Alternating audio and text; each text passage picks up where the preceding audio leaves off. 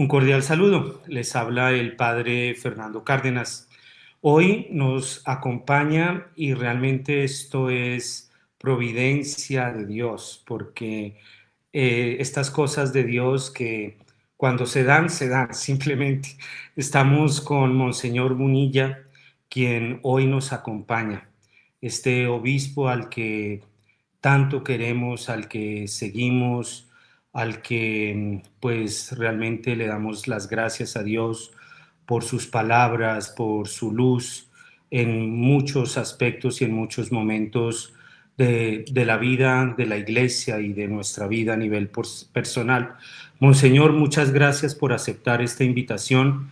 Que Dios lo bendiga. Estos micrófonos de Radio María Colombia son todos suyos, Monseñor.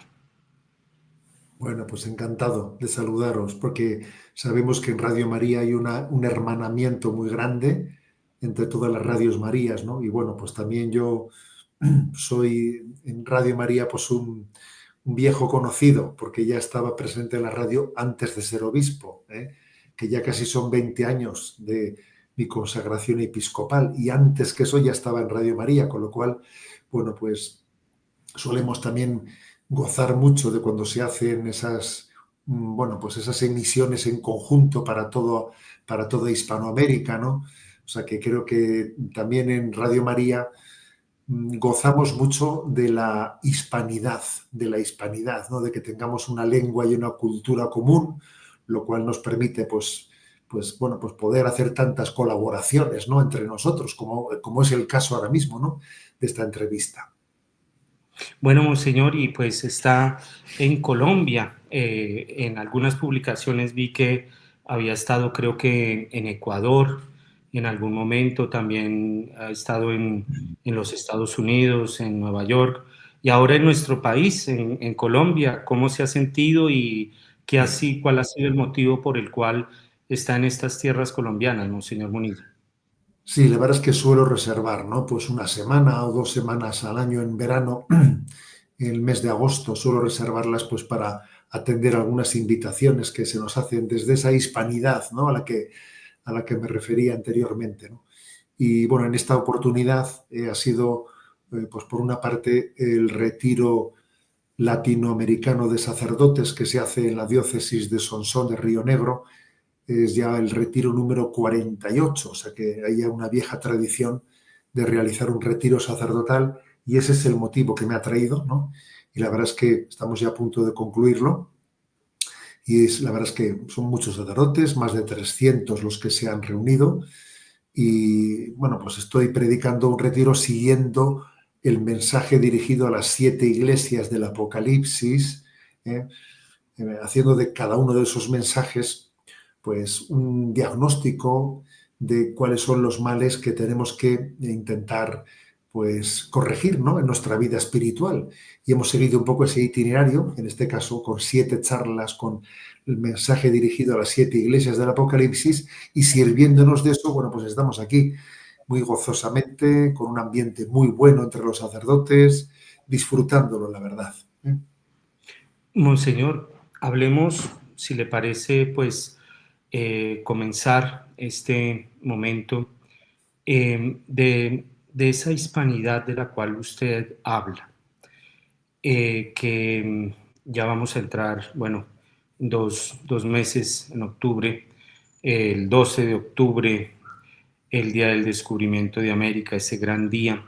¿Qué se entiende por hispanidad, Monseñor? A ver, yo creo que por hispanidad se entiende una cultura generada, por el encuentro que existió entre España y los pueblos, ¿no? de América. Se creó una fusión, hubo una fusión, en- contra lo que muchos pretenden vender, ¿no? No fue una conquista, como por ejemplo pues aconteció en otros lugares, en América del Norte, ¿no? Por parte de los anglosajones. No, no fue una conquista, fue una integración cultural, ¿eh? Una integración cultural hasta el punto de que incluso políticamente pues los países americanos nunca fueron una colonia española, ¿eh? No, jamás fue parte del virreinato, ¿no? de los reyes españoles, fue parte de un reino, ¿no? Es decir, hubo una simbiosis, una simbiosis cultural. Y bueno, pues eso ha sido hermosísimo, ¿no? Eso ha sido hermosísimo en el punto de que se ha impregnado, nuestra cultura se ha impregnado en todas las direcciones, ¿eh? Ha sido un mestizaje, ha sido una inserción cultural que ha sido muy fecunda, ¿no? Luego han ocurrido cosas y es que al transmitir la fe, el pueblo español se enriqueció y ahora la providencia ha querido que, que estemos recibiendo lo que un día transmitimos, porque lo cierto es que ahora mismo España está en buena medida en medio de la crisis espiritual tan grande que tiene Occidente, de la cual España no se libra, ¿no? Sino que también tenemos una gran crisis de secularización con el riesgo de perder nuestras raíces cristianas en España, ¿no? Bueno, pues estamos viendo cómo la fe que un día transmitimos ahora está viniendo de vuelta, ¿eh? Y son millones, ¿no? Millones los inmigrantes. Por ejemplo, desde Colombia han venido cientos de miles, ¿no? Este último año. Y es curioso, ¿no? Porque en este momento estamos volviendo a recibir lo que un día transmitimos. Nuestras comunidades parroquiales se están enriqueciendo con la llegada de tantos hispanos, ¿no? Se están enriqueciendo y entonces estamos viendo de nuevo que la hispanidad vuelve a tener, ¿no? Vuelve a relucir, ¿eh? De manera que uno no termina de descubrir cuál es el plan de Dios a través de la hispanidad. En mi caso concreto también voy a decir que la hispanidad es una gran oportunidad de evangelización, porque lo que hacemos en un Radio María España puede ser perfectamente trasladable a la Radio María de tantos otros países, ¿no? En Hispanoamérica. O sea, hay una potencialidad muy grande en la evangelización, en la literatura, en la cultura. Bueno, la potencialidad es muy grande, ¿no? Y creo que no, que esto sería una descripción de la belleza de la hispanidad, ¿no? Yo creo que es cierto que ha habido muchas leyendas negras que han intentado como desdibujar, ¿no? Este encuentro entre los pueblos, esta fusión entre los pueblos, pero creo que esas leyendas negras de alguna manera se contradicen con la realidad que estamos plasmando, ¿no? Que es que los que ahora mismo estamos hablando somos hijos de un encuentro entre los pueblos, ¿eh? Si echásemos atrás, ¿no? En nuestros árboles genealógicos encontraríamos, ¿no? Que nuestros antepasados fueron pues descendientes de todos estos pueblos que se encontraron, ¿no? Y hicieron un solo pueblo, ¿eh? Hicieron una sola cultura de la cual nosotros ahora pues somos deudores. Sí, y de hecho, pues uniéndolo con el tema de su retiro, ahora en Sonsón Río Negro, que aquí hago un paréntesis, yo tuve la oportunidad de participar en algún momento de uno de estos retiros y realmente la fe del pueblo antioqueño, la fe de Sonsón Río Negro, realmente es algo impresionante.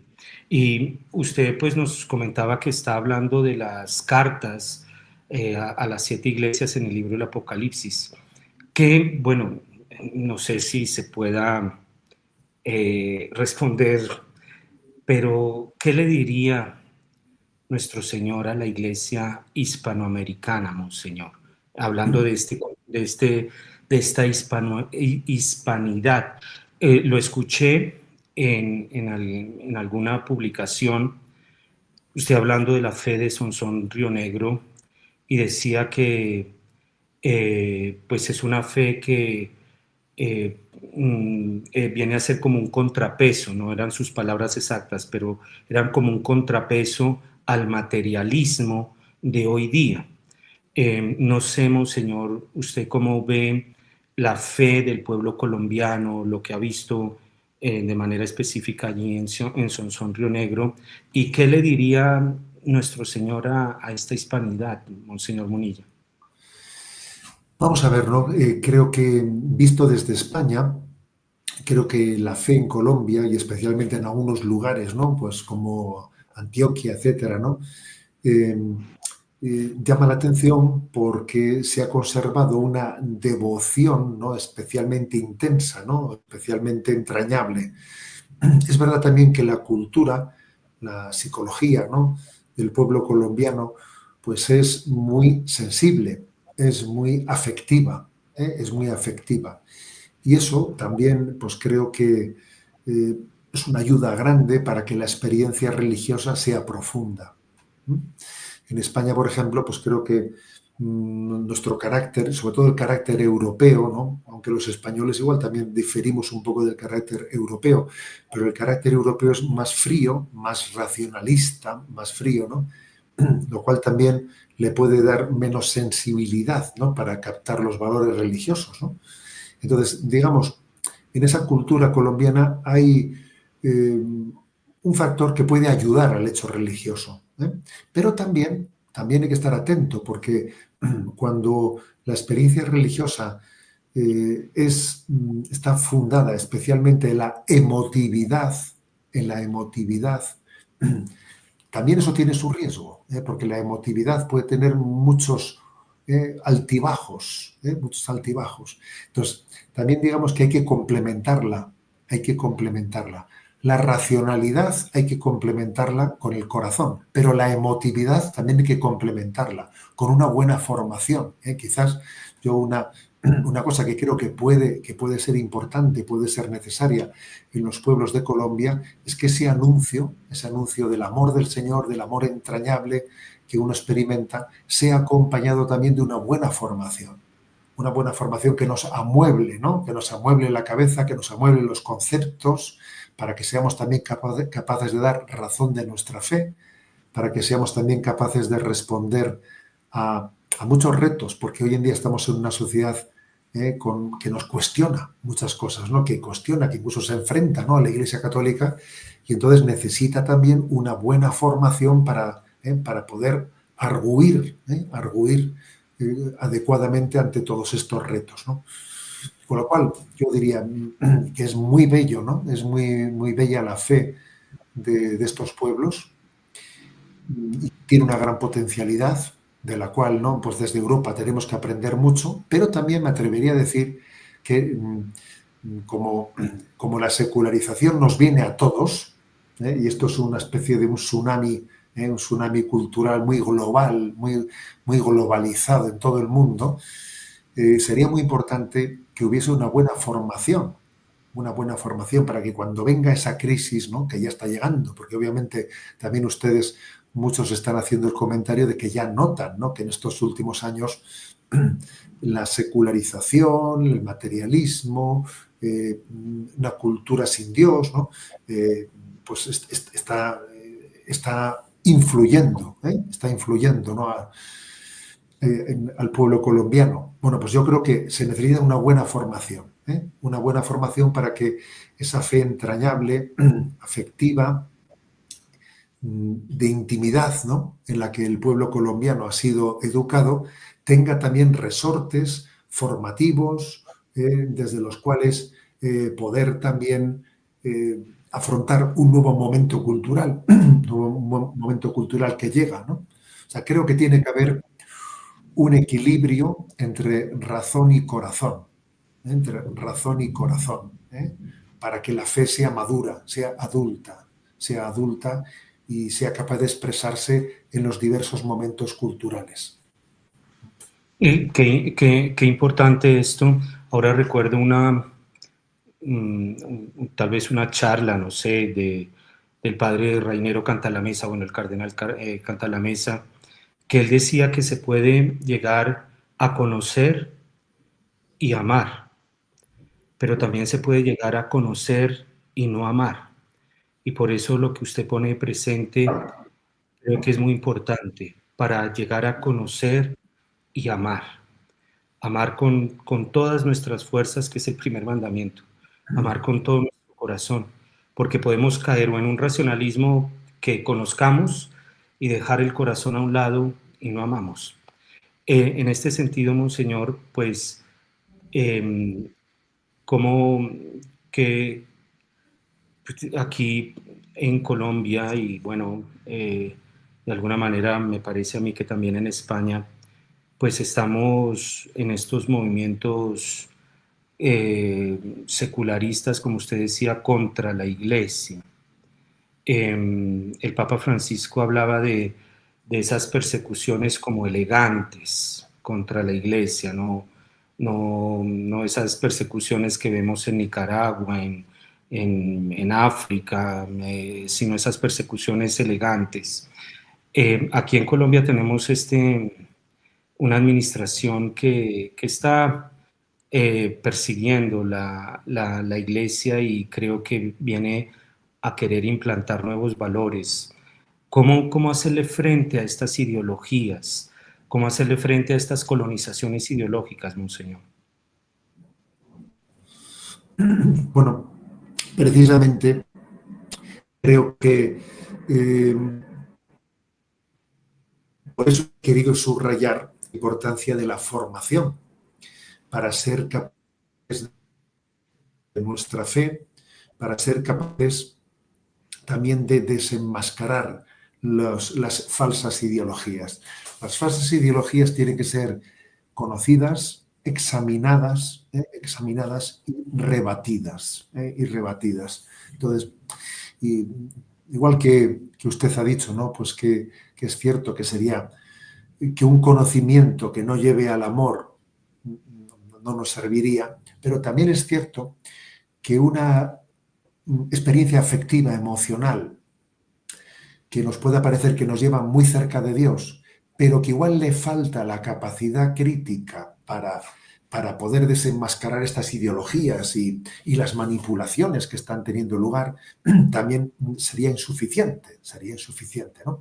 A veces estas ideologías están dispuestas a consentir, ¿no?, que existan experiencias religiosas que a veces por eso fomentan las sectas, este tipo de ideologías, de dictaduras, ¿no?, que se consolidan en muchos países, lo que hacen es fomentar las sectas, prefieren que las sectas, incluso, ¿no?, pues, de tipo cristiano, pero las sectas, ¿no?, sean las que se extiendan, porque lo que no quieren es tener como interlocutor a una iglesia que tiene una doctrina social desde la cual discierne si la forma de legislar de estos dictadores, si la forma también de llevar adelante la cultura es correcta según justicia o es contraria a la justicia, ¿no?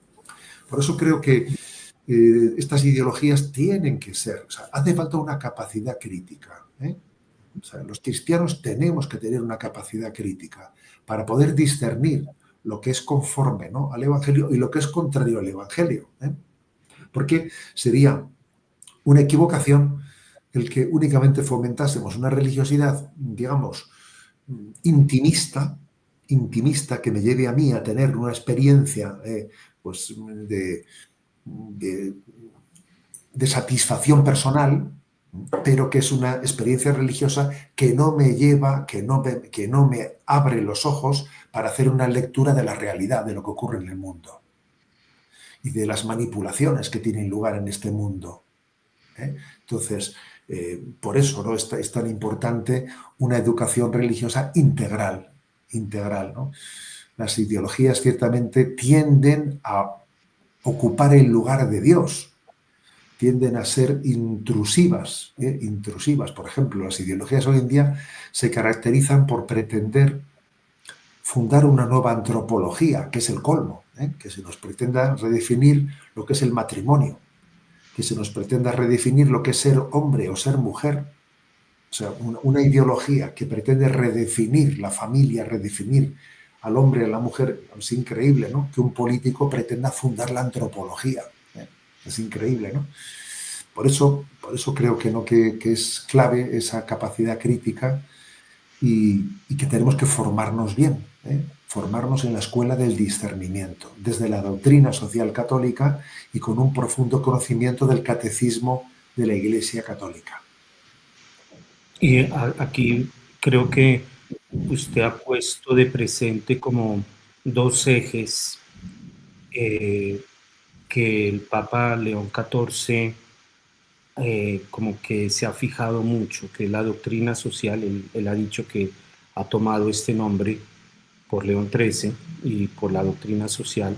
Aquí, como dos preguntas, Monseñor. Uno, la importancia de la doctrina social en estos momentos, cómo abordarlo. Y lo segundo, que también en su momento el padre Prevot, o el cardenal Prevot, no recuerdo, hoy día Papa León XIV, decía que hay que generar cristianos críticos, que muchas veces en las redes se leen mensajes que parecen bonitos, pero que tienen un veneno muy grande para el futuro de la sociedad. Usted toca dos aspectos que creo que son muy sensibles para este pontificado.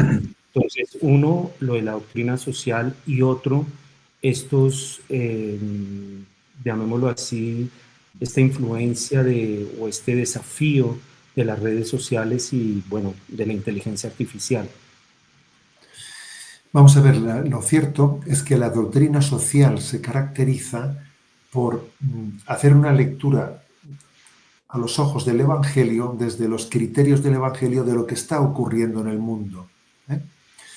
Entonces, voy a poner un ejemplo.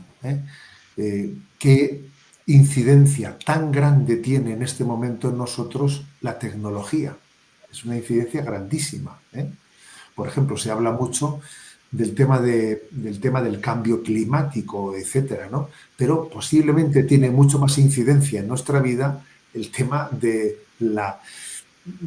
uso abusivo de las tecnologías en nuestras vidas, porque nos damos cuenta de que las tecnologías han sido diseñadas para generar adictos, para tenernos atrapados, ¿no? De repente, pues uno enseguida ve, ¿no?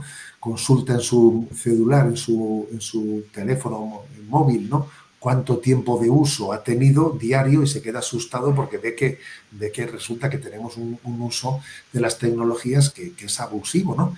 Es decir, por ejemplo, este es quizás el ejemplo más reciente, uno de los más recientes, ¿no? en los que la doctrina social de la Iglesia está llamada a incidir, a discernir, pues porque está claro que las nuevas tecnologías nos pueden permitir hacer muchas cosas positivas y buenas, como la que estamos haciendo ahora mismo, teniendo esta conversación, ¿no?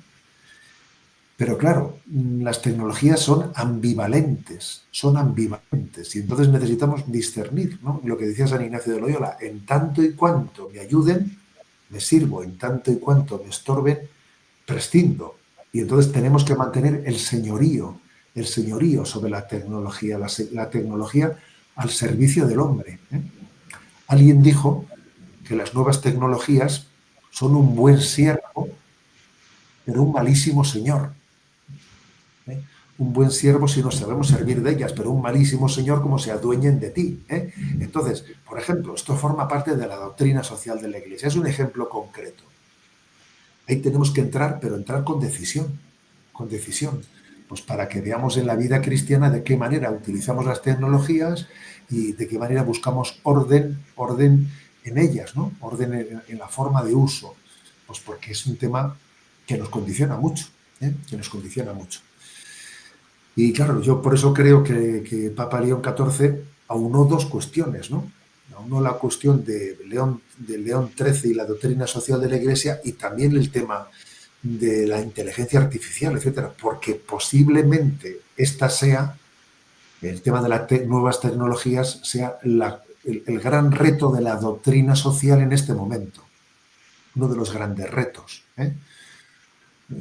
Por ejemplo, pues el alcalde de Nueva York lleva adelante en los tribunales de Estados Unidos varias demandas a las grandes tecnológicas, demandas por las crisis de salud mental de los adolescentes en el estado de Nueva York. Y es el alcalde de Nueva York el que ha demandado esas tecnológicas, ¿no? Porque dice que hay datos suficientes para entender que, bueno, que esta crisis que, por ejemplo, que existe en los adolescentes en muchas partes del mundo, de falta de autoestima, de la cantidad de autolesiones, de desprecios, de suicidios de adolescentes. A ver, tenemos que examinar qué está ocurriendo en el mundo, ¿no? ¿Qué está ocurriendo en el mundo? Por eso que la auténtica religiosidad no solo es la que cultiva el aspecto devocional de mi encuentro con Jesús, que es muy importante, obvio, sino también es aquella que ese encuentro íntimo con Jesús lo pone como punto de partida para que a la luz del Espíritu Santo yo haga una lectura de la realidad, de lo que acontece, haga una lectura de la realidad, pues para cristificar el mundo, porque yo estoy llamado a cristificar el mundo entero, no solo a sentirme en paz y en alegría en mi encuentro íntimo con Jesús, mientras que el mundo arde en guerras, mientras que el mundo se descompone. No, no, estoy llamado a que mi encuentro con Cristo sea el punto de partida pues para luchar por el establecimiento del reino de Dios en este mundo, es decir, para que sea Cristo quien reine, y para eso la doctrina social es clave, ¿no? Es básica. Ahora, precisamente, les comparto, estoy leyendo un libro que se llama Generación Ansiosa. Eh, y ahí, pues, habla de este tema de la tecnología. Y algo que me llamó la atención es que habla que todos necesitamos relaciones, cultivar relaciones personales donde se involucre el cuerpo. Este autor dice que, por ejemplo, en este momento, pues tenemos una relación con Monseñor Munilla corporal. Yo veo a Monseñor Munilla, lo escucho, hacemos pausa, nos escuchamos, en qué momento él no responde, yo pregunto. Es esta importancia de esta relación corporal. Y algo que cuando leí esto, le comparto a Monseñor y les comparto a los que nos están oyendo por Radio María, vi algo que es la muerte, porque esta tecnología separa el alma del cuerpo, no permite esa relación corporal, y la separación del alma del cuerpo es la muerte. Y hoy día eso, pues, en este espacio que generalmente lo hablo de los ángeles, eso es diabólico, esta separación del alma del cuerpo. Pero no sé, Monseñor Munilla, ¿usted cómo lo ve? A ver, creo ciertamente, ¿no? Creo que estamos en un tiempo de aislamiento, de aislamiento. Las relaciones sociales eh, son mucho más escasas que las que eran en un tiempo. Las familias se relacionan mucho menos. Antes la familia era mucho más extensa. Todos los primos, los abuelos, todos se encontraban. Cada vez la familia es más nuclear, es más nuclear. Y además muchísimas familias no tienen un padre y una madre, sino que son monoparentales. Y hay millones de personas que viven en soledad. En Colombia hay, creo que he escuchado estos días, no estoy seguro si son 4 millones de hogares donde hay una sola persona viviendo. En España son más todavía, más millones de personas que viven en soledad. Entonces nuestra cultura se caracteriza por en teoría, estamos hipercomunicados, porque es verdad, jamás habíamos tenido tantas comunicaciones, ¿no?, como hoy en día, pero jamás habíamos estado tan solos, ¿no?, viviendo en soledad, ¿no?, sin que tengamos noticia de, igual en un gran edificio que viven muchas personas, uno no sabe lo que ocurre al otro lado de la pared, al otro lado de la pared no sabe lo que está ocurriendo, ¿no? Vivimos en soledad y es una de las grandes pobrezas, pobrezas de nuestro tiempo. Las redes sociales no han aliviado esto, no lo han aliviado, posiblemente casi lo han podido agravar, porque de nuevo voy a hacer una descripción global, y es que las nuevas tecnologías han venido a acercar a los que estaban lejos, pero alejar a los que están cerca. Ojo, porque claro, una nueva tecnología pues es estupenda pues para que podamos tener un contacto con un obispo de España y vernos con él, y estamos en la distancia y nos acercamos. Pues estupendo, ¿no? Estupendo. Fíjate lo que será para un misionero que está en África poderse ver con su familia con las nuevas tecnologías. Las nuevas tecnologías han venido para acercar a los que están lejos, pero ojo, para alejar a los que están cerca, para que una familia no conviva, para que en una familia no haya intimidad, para que uno no sepa lo que está pasando en el corazón del otro, que vive con él en casa, para que incluso los esposos, cada uno tenga el corazón en una burbuja distinta. Entonces, ojo, porque eso en el fondo nos está fracturando, nos está fracturando, nos está aislando, ¿no? Y está generando, pues yo creo que una distorsión muy grande de las relaciones humanas, ¿no? Que son las que nos configuran, las que nos configuran. Hoy en día uno puede tener muchos seguidores en redes sociales y no tiene amigos con los que verdaderamente poder compartir la vida, Luego, es un gran dilema, es un gran dilema la crisis en la que estamos abocados. Siendo así, que yo no estoy rechazando, ¿no?, las nuevas tecnologías, porque obviamente tienen unas potencialidades grandiosas, incluido para la evangelización, Pero vuelvo al punto de partida, a la necesidad del discernimiento. Aquí o discernimos o somos arrastrados, o somos manipulados. Y la clave está en que tengamos un señorío que nos permita discernir frente a la tendencia manipuladora, ¿no?, de nuestra cultura. Y aquí, pues, algo con el tema que comenzamos de la hispanidad, porque es algo interesante que no sé si estoy, claro, generalizando, pero la comida rápida viene de países anglosajones. En los países hispanoamericanos, el comer en la mesa, como usted lo recuerda ahora, con la familia, el compartir en España, con el vino en la mesa, en México es todo una cultura el compartir. Alguien me decía o escuchaba hace poco que la palabra sobremesa, o usted era, no Sí, recuerdo. sí, Ah, sí, sí. sí, pero sí, sí. Que, Y lo comenté recientemente en un programa de Radio María en el Sexto Continente, ¿no? Comenté un dato que es muy curioso, y es que el término sobremesa es un término que solo existe en el idioma español.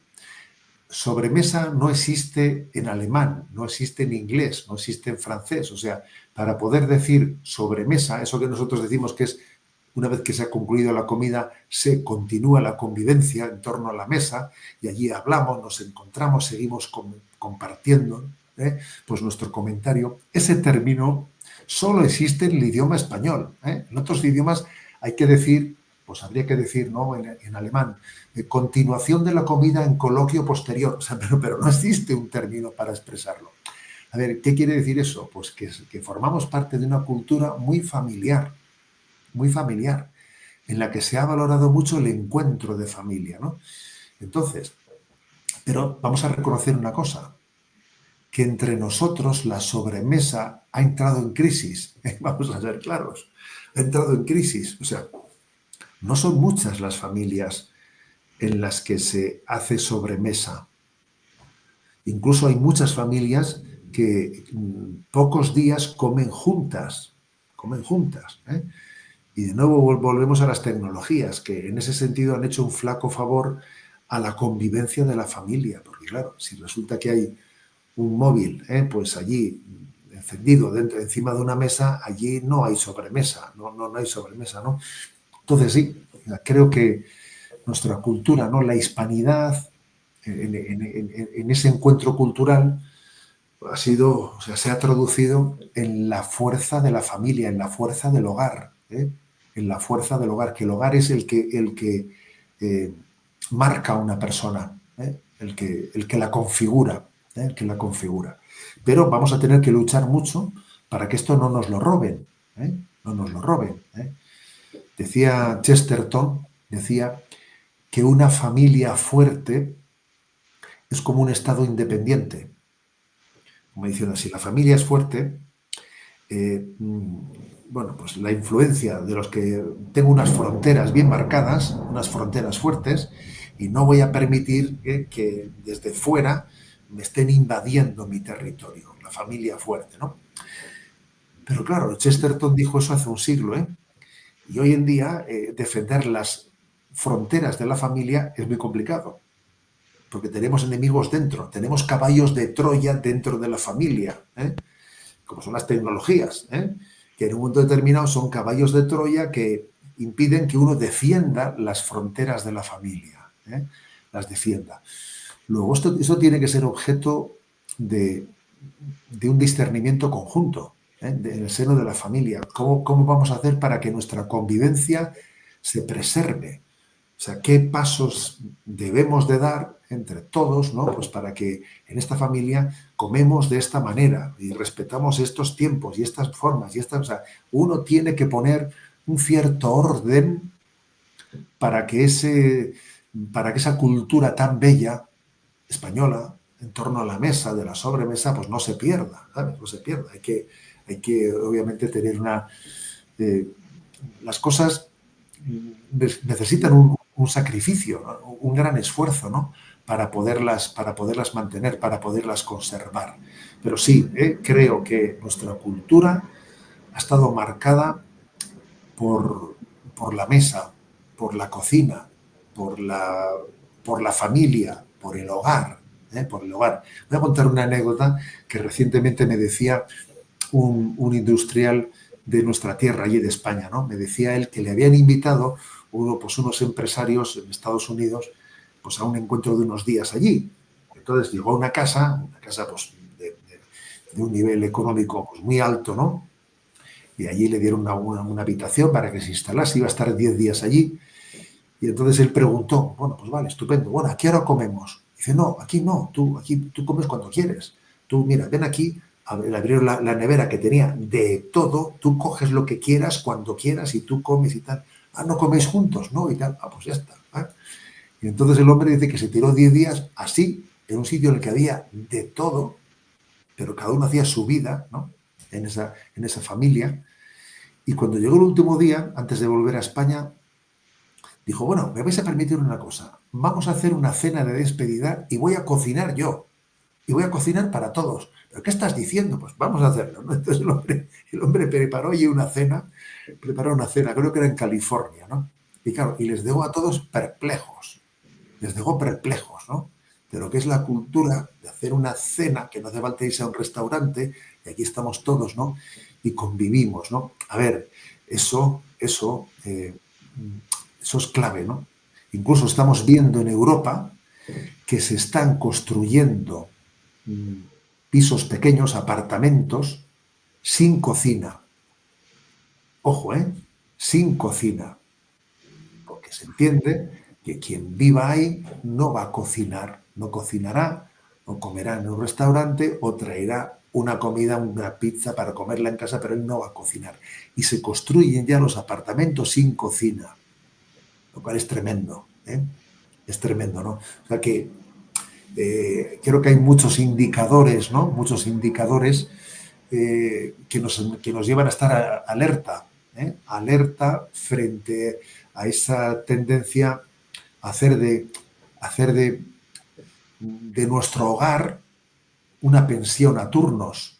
A ver, un hogar no es una pensión a turnos, no que no. Un hogar es un hogar donde se convive, donde nos encontramos, donde nos queremos, donde tenemos conciencia de dónde está la vida de las personas, ¿no? Entonces, pues esto yo creo que es un gran valor, ¿no? De la cultura católica, hispánica y que tenemos que luchar por ello. Sí, hay que conocer esto, pues para rescatarlo y para valorarlo y conservarlo. En este sentido, aquí en Colombia, pues yo creo que ya, Monseñor, ¿cuánto tiempo lleva aquí en Colombia, Monseñor? Bueno, pues 3 días o 4, sí. Bueno, pues aquí en Colombia yo creo que ya conoció el tinto, ¿no? Que aquí el tinto, sí, terminamos de comer y tomamos un tinto o un postre, ¿sí? Es la sobremesa. Me hace gracia porque en España la palabra tinto significa otra cosa, significa el vino. Vas a tomar un tinto y es el vino oscuro, el vino rojo.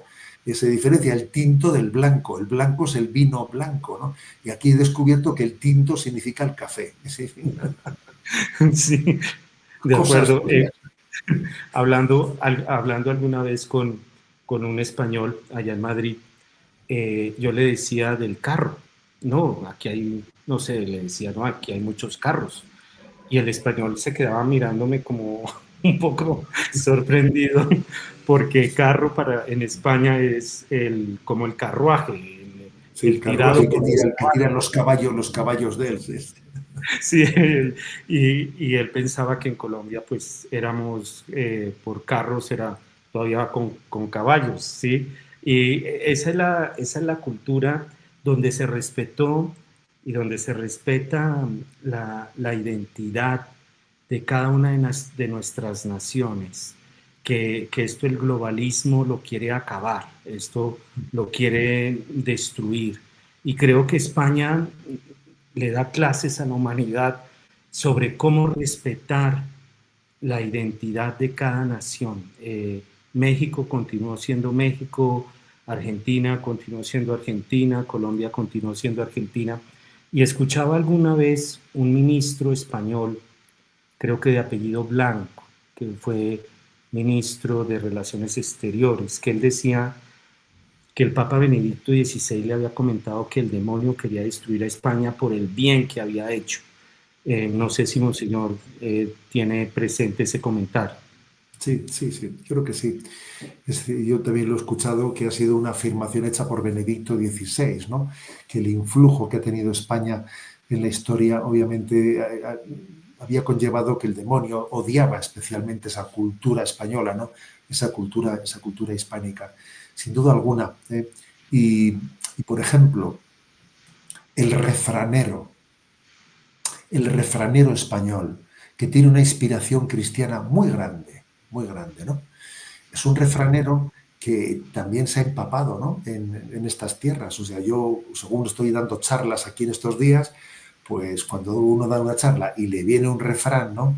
Un refrán, se da cuenta de que la inmensa mayoría de los refranes han pasado el Atlántico, han pasado el Atlántico. A veces incluso uno no sabe en qué dirección, porque puede ser perfectamente que haya sido en una dirección o en otra dirección el refrán, o sea que, pero está claro, ¿no? Ese refranero tan rico español, ¿no? Que tiene una inspiración evangélica, evangélica tan grande, ¿no? Llorar como una magdalena, por ejemplo, ¿no? Llorar como una magdalena, bueno, pues tantas expresiones que recientemente voy a contar una anécdota con un poco de humor, si me permitís, ¿no? Estaba yo con unos jóvenes ya, pues de estos que han perdido la educación cristiana y habíamos visto con este grupo de jóvenes pues una película y había una de las jóvenes que sabía, bueno, una película que de esas que toca el corazón y había llorado durante la película, ¿no? Y le dice una amiga, dice, es que llora como una magdalena. Y le dije yo, ¿ya sabes tú qué significa eso de que llora como una magdalena? Y dice, no sé, no lo había pensado nunca. Dice, eso será de que cuando en el desayuno, en el café con leche, metes una magdalena y la sacas, gotea, y de ahí viene lo de llorar como una magdalena, ¿no? Y yo le dije, no, no es eso, no es eso. Y le expliqué, ¿no? Lo que era llorar como una magdalena, que, a ver, en nuestro idioma está lleno de expresiones de inspiración evangélica. El Evangelio ha impregnado, ha empapado eh, nuestra comunicación, nuestra comunicación.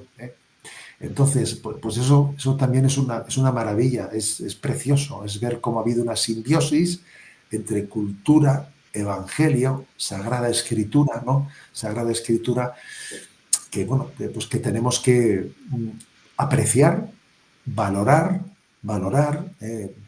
y darnos cuenta de dónde hemos nacido y cuál es, intentar valorar la tradición, porque un pueblo sin tradición es absolutamente manipulable. Si tú pierdes tus tradiciones, si tú te desarraigas, es totalmente manipulable. Ahí vendrán unas nuevas ideologías que se sirvan de tu desarraigo para captarte. Porque esas falsas ideologías que están llegando hoy en día, sería impensable que tuviesen éxito si nos encontrasen firmemente arraigados y afianzados, ¿no? Pues en nuestra tradición y en nuestra fe. En nuestra fe. Por eso creo que es tan importante, ¿no? Pues ese conocimiento de nuestra cultura, de nuestra tradición, la importancia de conocer nuestros santos. Yo aquí en este retiro estoy hablando mucho de San Juan de la Cruz, Santa Teresa de Jesús, conocer, ¿no? los padres de la Iglesia, conocer todo eso es importantísimo, ¿no? Para que también entendamos que estamos enraizados. Lo curioso es que hoy en día desconocemos nuestra tradición y se ha puesto de moda el orientalismo, el hacer el zen, ¿no? Me voy a Oriente, a ver, vamos a ver, pero si desconoces tu propia tradición, la desconoces, ¿no? Y entonces estás añorando, como estás desarraigado de tu tradición, estás buscando, no sé, en Japón, tú verás, ¿a dónde vas, no? ¿A dónde vas? Sí, de acuerdo, por eso es tan importante pues ir a estas fuentes, la Sagrada Escritura, los padres de la Iglesia. Aquí, Monseñor Munilla, tenemos una santa muy simpática, Santa Laura Montoya, que ya Espero con que nosotros. espero que este domingo voy a celebrar misa en su santuario, o sea que voy a conocerla de cerca. Es muy simpática. Dicen los que conocen que ¿cómo se dice? La doctrina de ella, aunque ella nunca quiso desarrollar algo así, pero las enseñanzas de ella se parecen mucho a las de Santa Teresa de Ávila. Pero es muy simpática. Ella era de allá, de esa región donde usted está, de Antioquia, y tiene esos refranes muy simpáticos. Ojalá, Monseñor, pues también se lleve un ejemplar de la vida de Santa Laura Montoya, nuestra querida Laurita. Laurita está enterrada. Monseñor Munilla, pues le agradezco por este momento, un momento pues que no lo preparamos, salieron las cosas Esto así. ha sido una sobremesa, una sobremesa.